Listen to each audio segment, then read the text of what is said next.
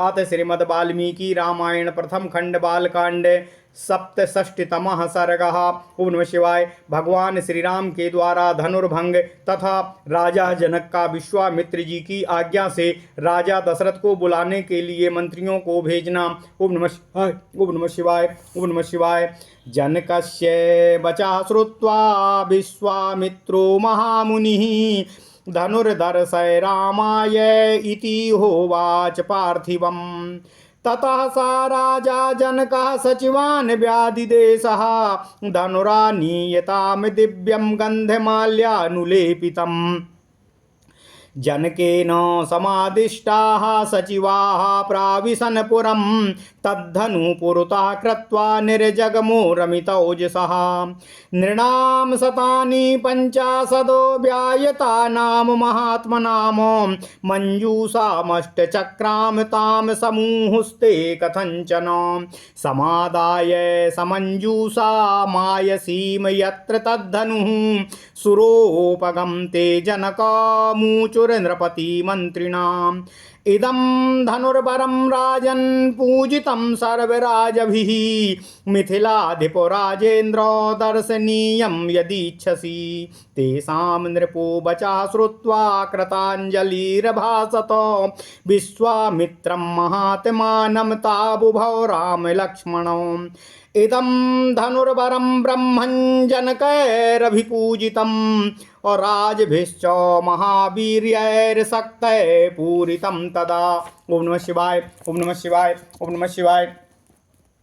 नैततो सुरगणाः सर्वे सासुरा नाचाराक्षसाः गन्धर्वयक्षप्रविराः सा किन्नरमहोरगाः। क्वा गतिर्मानुषाणां न धनुषोऽस्य प्रपूरणे आरोपणे समायोगे वेपने तूतले तथा। तदेतद्धनुषां श्रेष्ठो मानीतं मुनिपुङ्गव दर्शयेतन्महाभागो अनयो राजपुत्रयोः। विश्वामित्रः स रामस्तु श्रुत्वा जनकभाषितम् अवत्स रामो धनुः पश्य इति राघवं ब्रवीत। महर्षेर्वचनाद् रामो यत्र तिष्ठति तद्धनुः मञ्जूषां तां पावृत्य दृष्ट्वा धनुरथा ब्रवीत। इदं धनुर्वरं दिव्यं संस्पृशामिह पाणिना यत्नवाश्च भविष्यामि तोलने पूर्णेऽपि वा। बाणमित्यब्रवीद राजा मुनिश्च समभासत लीलया सा धनुर्मध्ये जग्राह वचनान् मुने।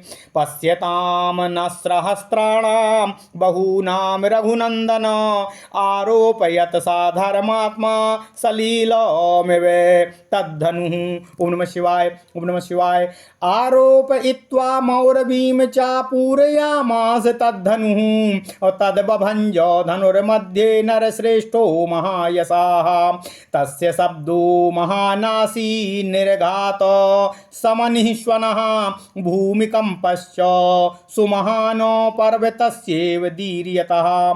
निपेतुश्च नराः सर्वे तेन शब्देन मोहिताः वर्जयित्वा मुनिवरं राजानं तौ च राघवौ। प्रत्याशवस्ते जने तस्मिन् राजा विगत साध्वसः उवाच प्राञ्जलिर्वाक्यं वाक्यज्ञो मुनिपुङ्गवम्। भगवन् द्रष्टवीर्यो मे रामो दशरथात्मजः अत्यद्भुतमचिन्त्यं च आतर्कितमिदं तया मया। ओम नमः शिवाय। ओम नमः शिवाय। जनकानां कुले कीर्ति माहरिष्यति मे सुता सीता भरतारमासाद्य रामं दशरथात्मजं। मम सत्या प्रतिज्ञा सा वीर्यशुल्केति कौशिक सीता प्राणैर्बहुमता देया रामाय मे सुता। भवतो नु मते ब्रह्मन् शीघ्रं गच्छन्तु मन्त्रिणः मम कौशिके भद्रं ते अयोध्यां ताम त्वरिताम रथय। ओम नमः शिवाय। राजानं प्राश्रितैर्वाक्यैरानयन्तु पुरं मम प्रदानं वीर्यशुल्कायाः कथयन्तु च सर्वशः। मुनिगुप्तौ च काकुस्थौ कथयन्तु नृपाय वै प्रीतियुक्तं तु राजानो मानयन्तु सुशीघ्रगाः। ओम नमः शिवाय। ओम नमः शिवाय। ओम नमः शिवाय। कौशिकस्तु तथेत्याह राजा च भाष्यमन्त्रिणः अयोध्यां प्रेषयामास धर्मात्मा कृतशासनानां यथा वृत्तं समाख्यातु मानेतुं च नृपं तथा। ओम नमः शिवाय। ओम नमः शिवाय। ओम नमः शिवाय। ओम नमो भगवते वासुदेवाय। ओम देवकी सुत गोविंद वासुदेव जगतपते देहि मे तनयम् कृष्ण त्वाम अहम शरणम गतः। अथ श्रीमद् वाल्मीकि रामायण प्रथम खंड बालकांड 67वां सर्ग। श्री भगवान श्री राम के द्वारा धनुर्भंग तथा राजा जनक का विश्वामित्र जी की आज्ञा से राजा दशरथ को बुलाने के लिए मंत्रियों को भेजना। ओम नमः शिवाय। ओम नमः शिवाय। ओम नमः शिवाय। ओम नमो भगवते वासुदेवाय। ओम देवकी सुत गोविंद वासुदेव जगतपते देहि मे तनयम् कृष्ण त्वाम अहम शरणम गतः। सतानंद जी आगे कहते हैं कि राजा जनक की यह बात सुनकर महामुनि विश्वामित्र राजा जनक से बोले, हे राजन, आप प्रभु श्री राम को अपना धनुष दिखाइए।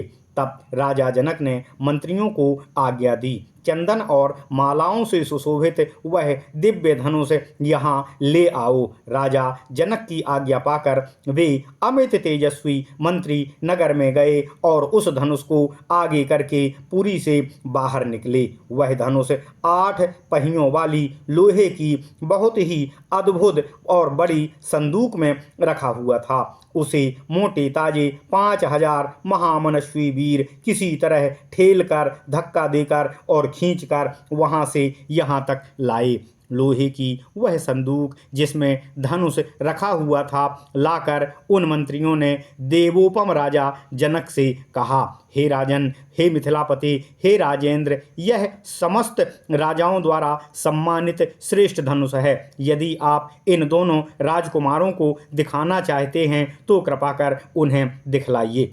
उनकी बात सुनकर राजा जनक ने हाथ जोड़कर महात्मा विश्वामित्र जी तथा दोनों भाई भगवान श्री राम और लक्ष्मण से इस प्रकार अनुरोध करते हुए कहा, हे ब्राह्मण, हे ऋषिवर, यही वह श्रेष्ठ धनुष है जिसका जनकवंशी नरेशों ने सदा ही पूजन किया है तथा जो इसे उठाने में समर्थ ना हो सके उन महापराक्रमी नरेशों ने भी इसका पूर्व काल में बहुत ही पूजन और सम्मान किया है। हे ऋषिवर, इसे समस्त देवता, असुर, राक्षस, गंधर्व, बड़े बड़े यक्ष, किन्नर और महानाग भी नहीं चढ़ा सके हैं। हे ऋषिवर, फिर इस धनुष को खींचने, चढ़ाने, इस पर बाण संधान करने, इसकी प्रत्यंचा पर टंकार देने तथा इसे उठाकर इधर उधर हिलाने में मनुष्यों की कहाँ कोई शक्ति है। हे मुनिप्रवर, हे महात्मान, यह श्रेष्ठ धनुष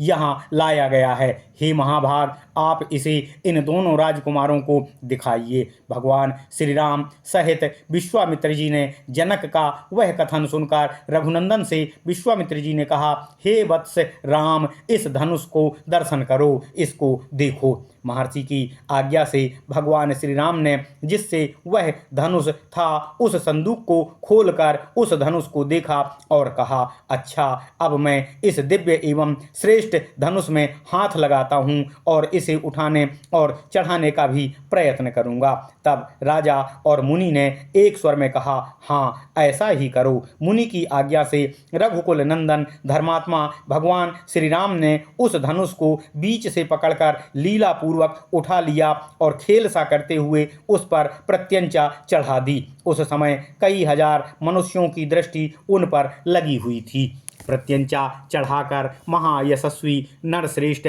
भगवान श्री राम ने ज्यों ही उस धनुष को कान तक खींचा त्यों ही वह बीच में से टूट गया। टूटते समय उससे वज्रप्रात के समान बहुत भयंकर ध्वनि हुई।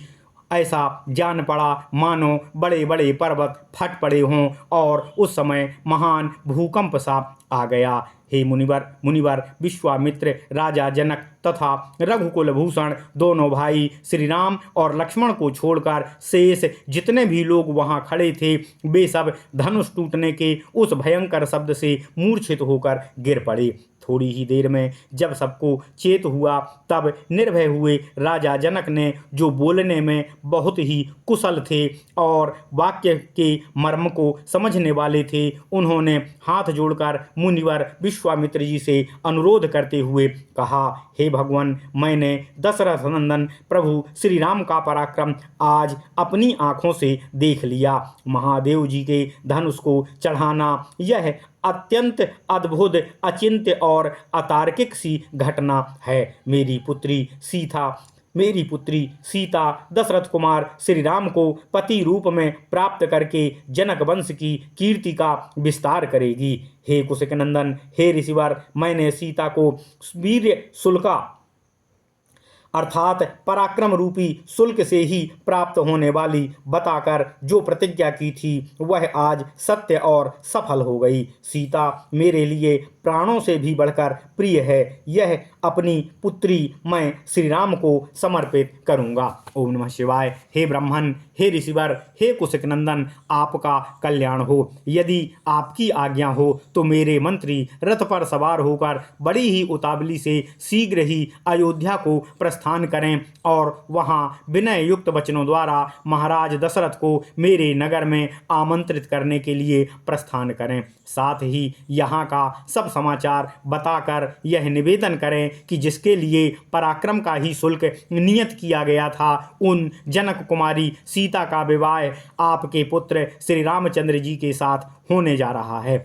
ये लोग महाराज दशरथ से भी यह भी कह दें कि आपके दोनों पुत्र श्री राम और लक्ष्मण विश्वामित्र जी के साथ सुरक्षित मिथिलापुरी में पहुंच गए हैं। इस प्रकार प्रीति युक्त हुए राजा दशरथ को वे शीघ्रगामी सचिव जल्दी ही बुला लाने के लिए प्रस्थान करें। ओम नमः शिवाय। विश्वामित्र जी ने तथास्तु कहकर राजा की बात का समर्थन और अनुमोदन किया। तब धर्मात्मा राजा जनक ने अपनी आज्ञा का पालन करने वाले मंत्रियों को क्रमशः समझा बुझाकर विनय पूर्वक यहाँ की ठीक ठीक स्थिति महाराज दशरथ से निवेदन करते हुए बताने और उन्हें मिथिलापुरी में आमंत्रित करने के लिए भेज दिया। ओम नमः शिवाय।